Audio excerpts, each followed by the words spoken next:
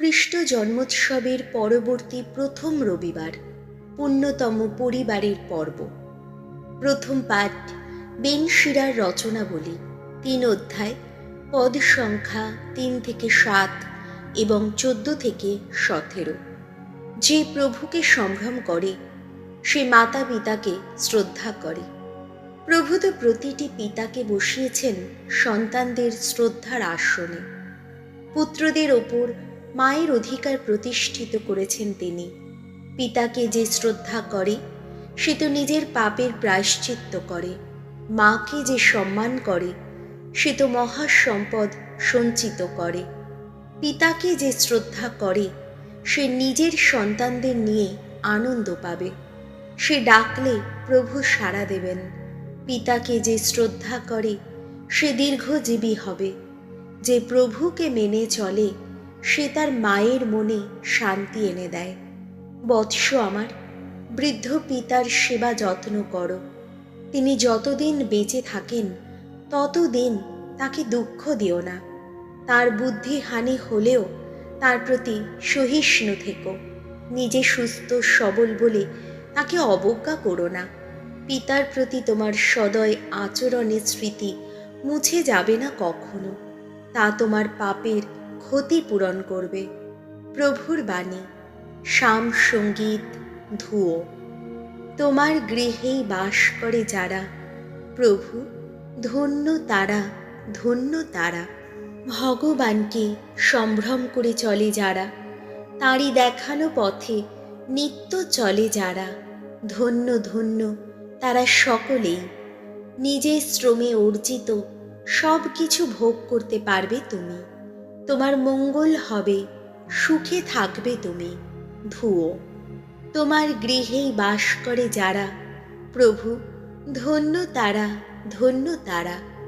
তোমার গৃহের অন্তঃপুরে তোমার গৃহিণী হবে ফলবতী, সুফলা আঙুর ক্ষেতেরই মতো। তোমার ভোজন মেজ ঘিরে তোমার পুত্রেরা হবে জলপাই চারার মতো। ধুয়ো। তোমার গৃহেই বাস করে যারা, প্রভু ধন্য তারা, ধন্য তারা। ভগবানকে সম্ভ্রম করে যে মানুষ সে তো এইভাবে আশিস ধন্য হবে। সিয়ন থেকে ভগবান তোমায় আশীর্বাদ করুন।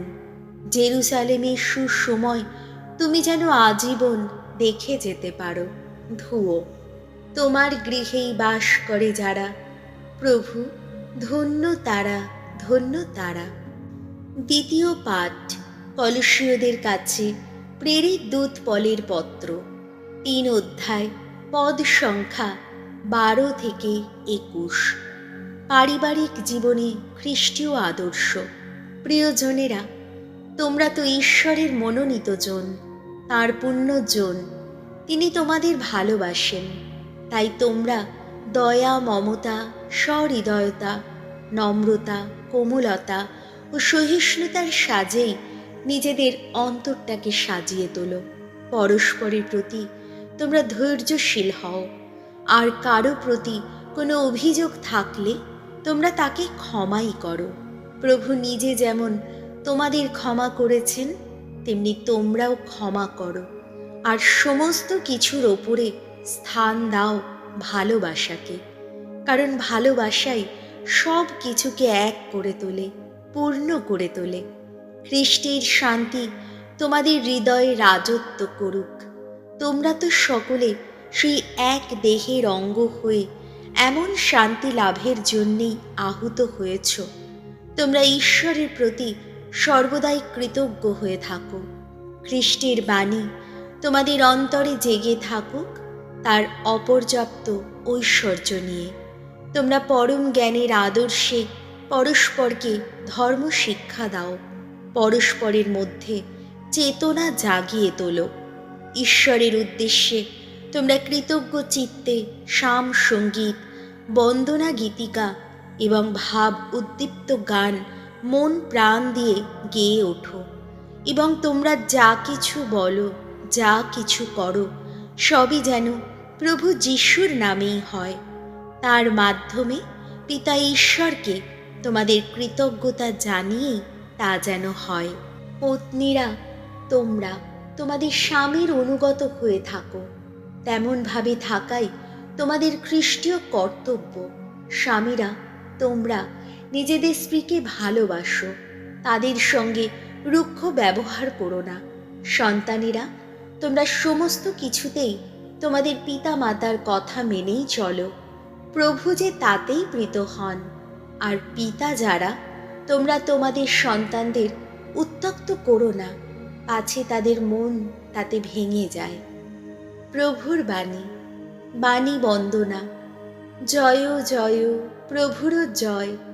তোমাদের ঘরে রাজত্ব করুক খ্রিস্টের শান্তি, খ্রিস্টের বাণী উজ্জ্বল করুক তোমাদের ঘর।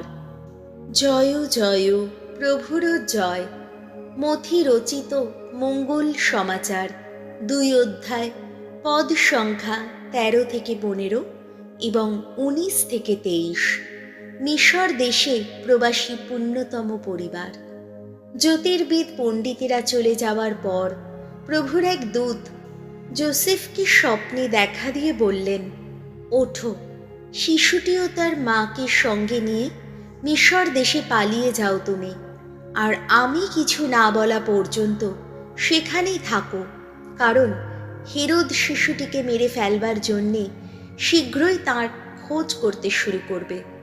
যোসেফ তখন উঠলেন আর সেই রাতেই শিশুটি ও তার মাকে সঙ্গে নিয়ে মিশর দেশে রওনা হলেন। হেরোদের মৃত্যু পর্যন্ত তিনি সেখানেই রয়ে গেলেন।